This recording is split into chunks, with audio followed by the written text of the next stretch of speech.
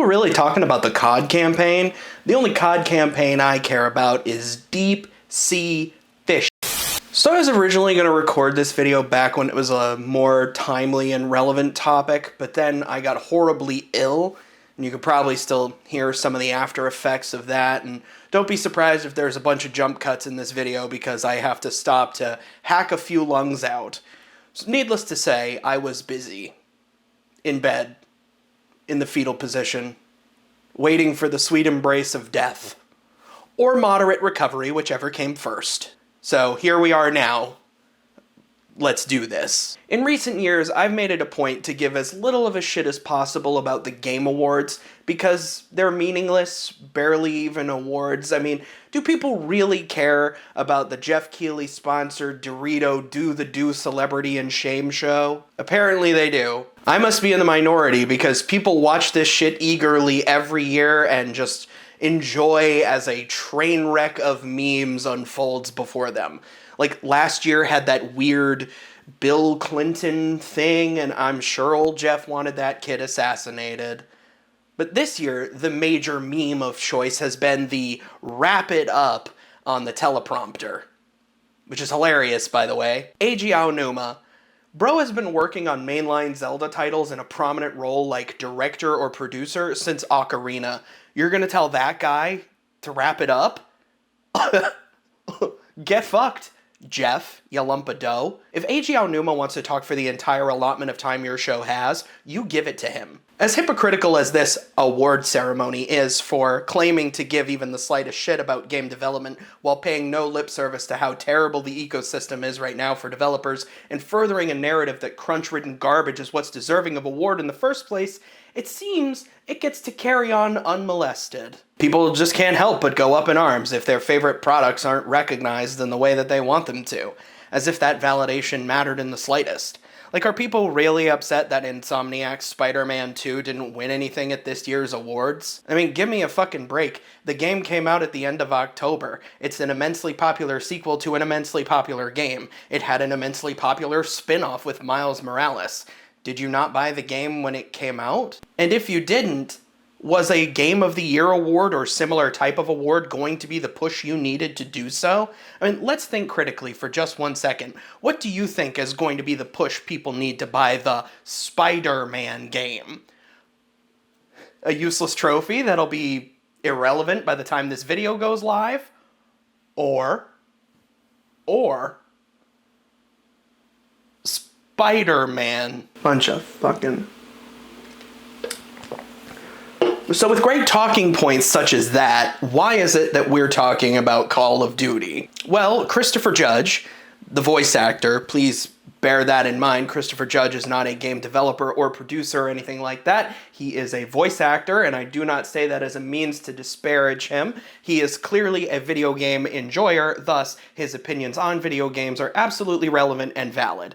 I just want it to be abundantly clear what his role is in all of this. During the show, while presenting an award, he made a cute little jab at himself for his long-winded speech at the previous year's award ceremony, saying that his 8-minute speech was longer than this year's Call of Duty campaign. Worthy of a chuckle. Now, I haven't played the new Modern Warfare 3 myself, although I do have subterranean standards for my time and how it is spent. I, however, have to draw the line somewhere. I'm not going to spend $70 for a 3-hour campaign, and that's just maybe a bridge too far. But I have seen other people playing the new Modern Warfare 3, and I have heard them complain about it for being short, bad, shitty, short, and bad. I do have the old Modern Warfare 3, though. I'm actually playing it right now. It is a 7th gen modern military shooter, so it's just sort of fine, I guess. Beating up Makarov is still plenty satisfying. Take that. I can't play the game with one hand. Go ahead and smoke your cigar, Captain Price. It's going to be one of the last highlights your franchise has for a long time. Now, ordinarily, I wouldn't have heard or cared about Christopher Judge's comments because, I mean, they were part of the Game Awards. Who gives a shit? But unfortunately, some current and former employees of various Call of Duty dev teams have decided to make their displeasure at Christopher Judge's comments known on their own personal Twitter accounts. And IGN, in its infinite wisdom, has decided to scoop up that drama and amplify it to the world. Now, before we go any further, let me just say that as a creative myself, I get it, okay? I understand the sting of having your work criticized. However, I do think it's healthy to be able to laugh at yourself, especially when it's in response to, something totally harmless, a rather innocuous comment. I mean, Christopher Judge, it's not like he came out and said, hey, Call of Duty's campaign is short and all those responsible for it should be boiled in oil. He just said it was short, which is, again, true. Like, that's just a factual thing that he said. All right, but some of these responses read as though this were some sort of personal attack and not an offhand jab at a extremely successful generation-spanning series of war crime simulators. I mean shooters. I bet you weren't expecting this. A little bit of a pivot for you. I do apologize in advance if this is unscripted and sounds bad. That's just the nature of the beast. You see, something funny has happened. This is basically post-production on this video. I had it edited, almost done, and I was gonna go on Twitter and get the screenshots for the following segment where I am responding to a series of tweets. And, sometimes this happens when you cover a subject that happened nearly 2 weeks ago. People have had time to calm down and think about the things they've said and delete their tweets. I suppose I shouldn't be surprised. Earlier I mentioned that major publications had taken this story and taken these people's posts and amplified them to the public at large, and the public did what the public does in situations like that, and they act shittily. So these posts were taken down either because the original poster didn't like the language that they had used in their own response, or unfortunately and more prominently, harassment.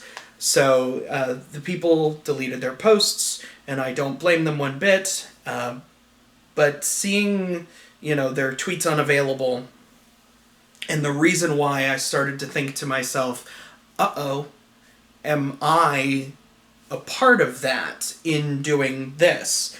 I do believe in my initial cut of this video, I felt the jokes I made were respectful. I don't think I got nasty at any point, but I still, there was like a little pit in my stomach where I didn't feel right gathering information and responding to these individuals.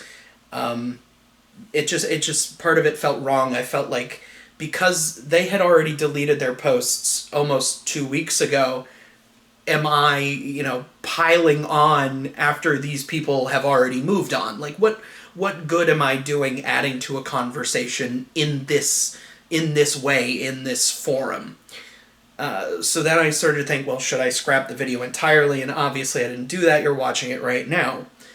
But what I decided was, the reason why I decided not to scrap it entirely is not because I felt, I had some real banger jokes that had to stay in and the world needed to see.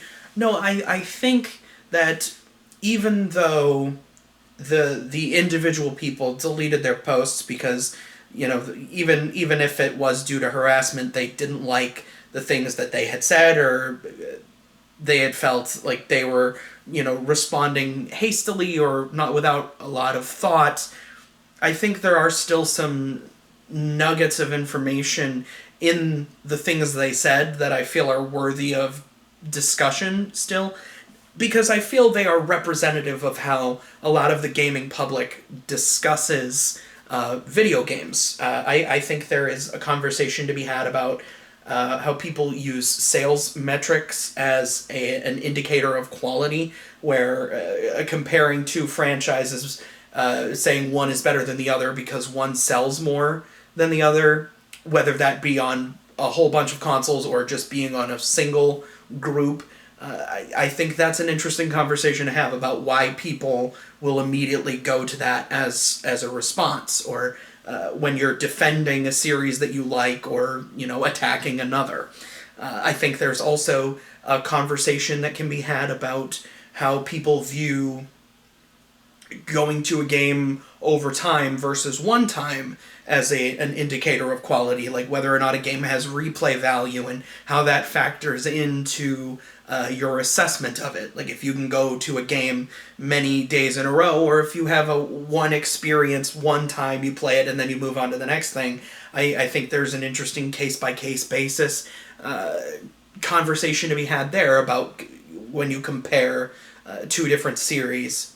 And finally, I think there is a conversation to be had about the Game Awards as a whole, and about what they are in their current form, what they claim to aspire to, and what that could actually look like, whether or not they should be a focus on the achievements of the year that just passed, or focusing on the year that is yet to come, and what a balance of that would look like. I think those are all three things that we should discuss and we should talk about.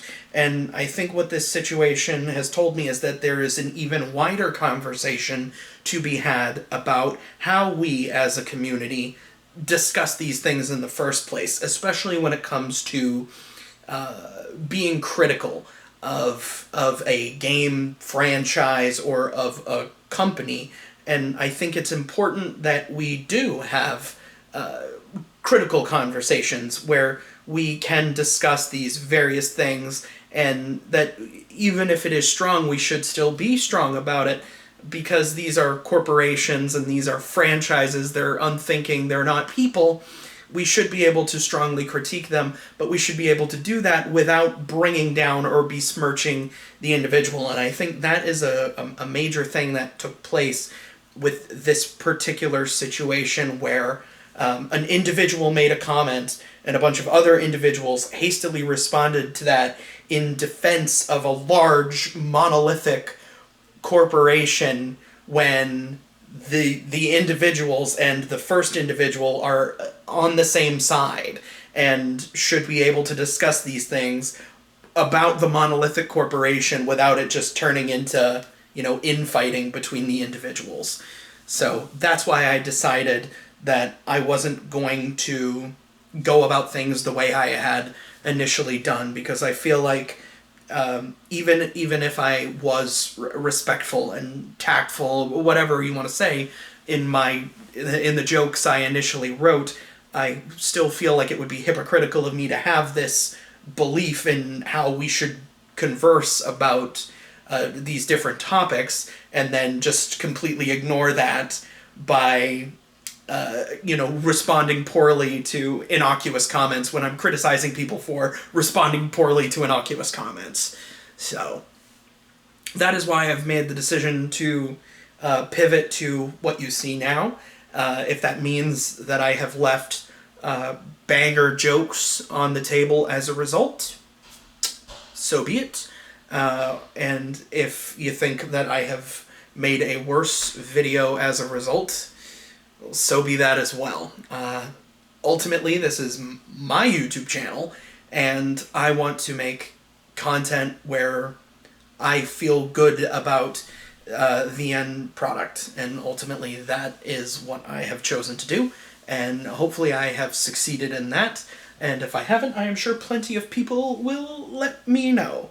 So, with that said, that's pretty much all I wanted to say. Hopefully we can all move forward and have appropriate conversations as necessary in the future. But until that time, I hope you enjoyed the video anyway. If you did, great. You can support my struggle over on Patreon, get yourself some perks, fulfill the whims of the algorithm with likes, comments, and a subscribe to the channel.